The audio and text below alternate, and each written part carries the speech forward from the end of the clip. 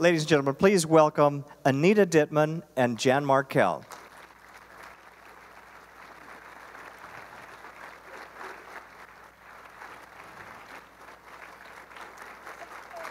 Standing ovation, Anita. You know, we're going to have you not stand behind the podium here. No, Could you move over this here. way just a little bit? Okay.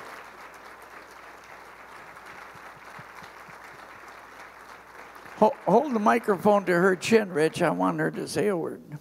Oh. Go ahead and say a few words. God bless you. Hold the microphone under your chin. God bless you all this morning. It's wonderful to see so many smiley faces, and I feel very honored to be here today, and I thank God that I can still get around to be here. Yeah, amen. Thank you. Let me present the award here. This is our first ever Heroine of the Faith Award, presented to Anita Dittman. It's the Heroine of the Faith Crown of Life Award. And the Bible verse is James 1:12. Blessed are they who persevere under trial, for once they have been approved, they will receive the crown of life, which the Lord has promised to all those who love him. Yeah. And Anita Dittman, you have persevered, and your love for Jesus Christ shines clearly today. And as you were on the radio program sharing your story, you blessed my heart. And you speak and talk to people around the country. Is that right? Yes, I do. Yeah. Mainly in Minnesota.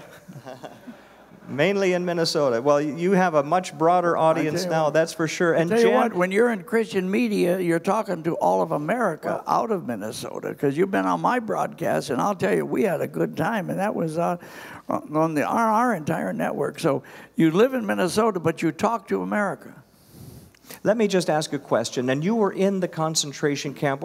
How was it as a Jewish believer in Jesus Christ? Was Jesus a comfort to you? Was he an encouragement? Tell us about that. He sure was. There were very few of us that knew Christ. And how we found out was when we were digging ditches, and we were told, nobody talks when you're digging ditches. But when the guards weren't listening, those of us that were Christians couldn't keep our mouths shut. I know one of them. And, it was wonderful.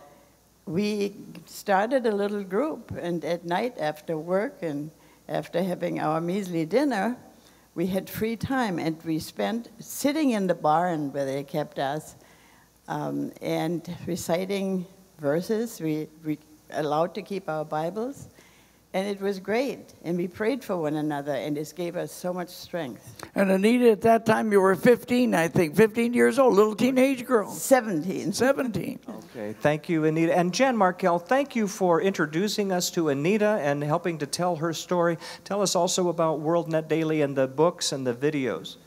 Well, just we'll keep this to a few seconds, but when Anita and I started the project, Touch your chin. it's a few years ago now. We started in 1977, 8, 9. Ayatollah Khomeini was coming to power, and little did we know that that was going to lead to the war on terror. And even as we speak, the Islamic Republic of Iran is doing what they were starting to do back in 1979.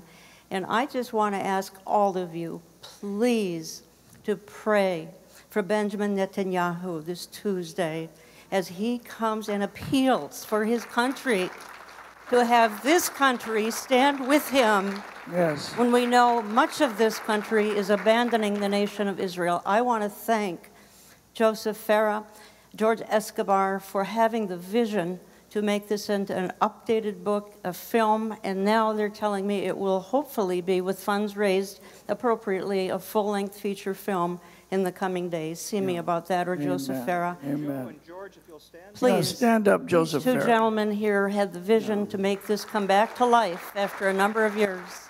Thank you so much.